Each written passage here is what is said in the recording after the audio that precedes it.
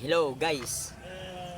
Kung 80s ka or 90s, pinanganak ka ng 70s or 80s, malamang relate ka rito sa mga kinolekta kong basta mga kinolekta ko na nag-research ako ng mga 80s, 90s kung ano-ano.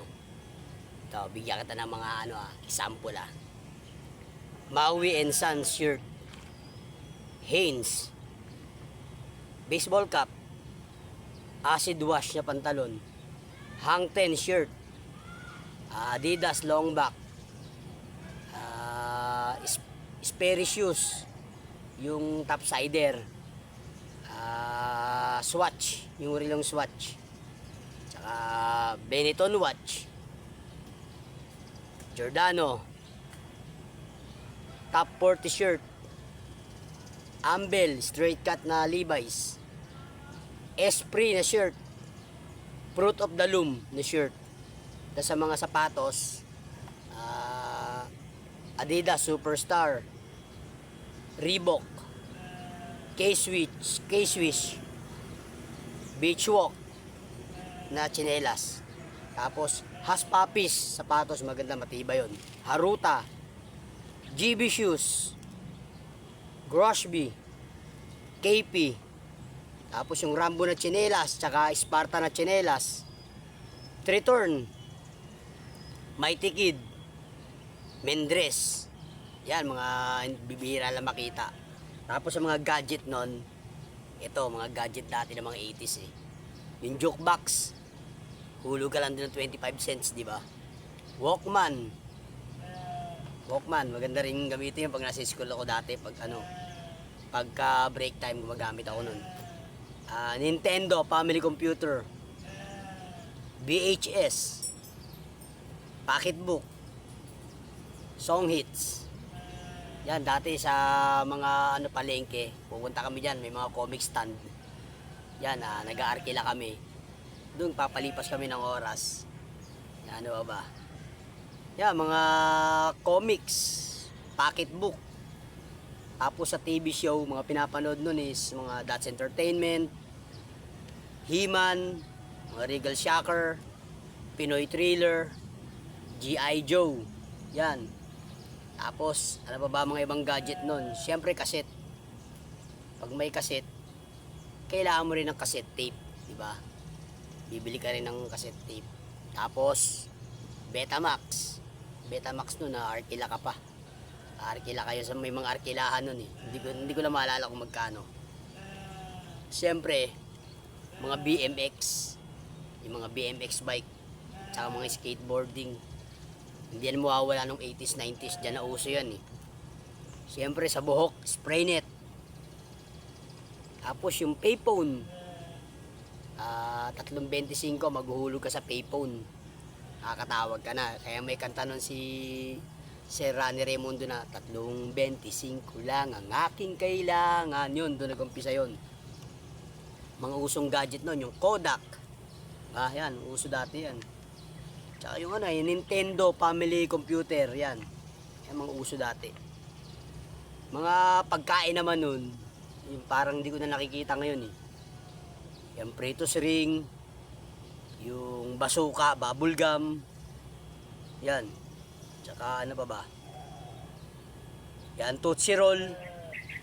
Siyempre, mga kabataan may mga kalokohan din kami.